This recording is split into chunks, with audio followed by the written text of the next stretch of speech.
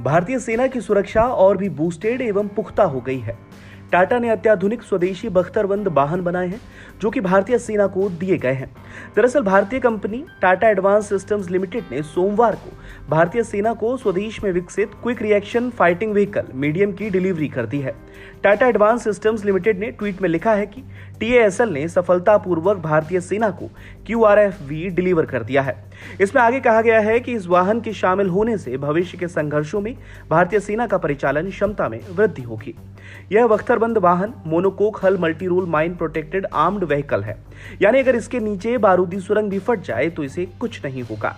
कुछ दिन पहले भी दक्षिणी सूडान के एबी में चल रहे संयुक्त राष्ट्र मिशन में पहली बार भारतीय सैनिक स्वदेशी बख्तरबंद युद्धक वाहन का उपयोग किया गया था।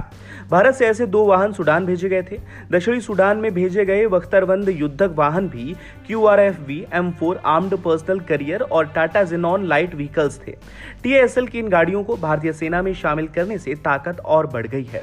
ये हर तरह के संघर्ष वाले इलाकों में बेहतरीन प्रदर्शन के लिहाज से बनाए गए हैं। इनके अंदर सैनिक सुरक्षित रहेंगे। आपको बता दें कि भारतीय सेना को लंबे समय से ऐसी बख्तरबंद गाड़ियों की जरूरत थी जो सुरक्षित होने के साथ साथ तेज भी हों। टाटा की नई स्वदेशी बख्तरबंद गाड़ियां इन दोनों जरूरतों को पूरा करेंगे। खास डिजाइन की वजह से इन गाड़ियों की स्पीड तेज है, साथ ही यह हल्की और मजबूत भी है। इन गाड़ियों पर असॉल्ट राइफलों की गोलियों और बमों का असर बिल्कुल नहीं होता। इतना ही नहीं, अत्याधुनिक तकनीक से बनी ये गाड़ियां माइन प्रोटेक्टेड आर्म्ड व्हीकल हैं।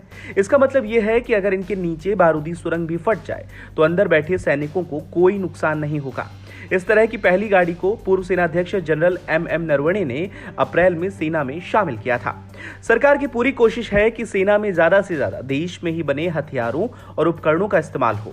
सरकार इसके लिए निजी कंपनियों को प्रोत्साहन भी दे रही है। टाटा एडवांस सिस्टम्स लिमिटेड की बनाई क्विक रिएक्शन फाइटिंग व्हीकल इसी अभियान की देन है। प्रधानमंत्री नरेंद्र मोदी के आत्मनिर्भर भारत अभियान का एक बड़ा मकसद भारत की तीनों सेनाओं को देश में बने उन्नत हथियारों से लैस करना भी है। स्वदेशी रक्षा उपकरणों को बढ़ावा देने के लिए सरकार ने बाहर से खरीद को भी कम किया है।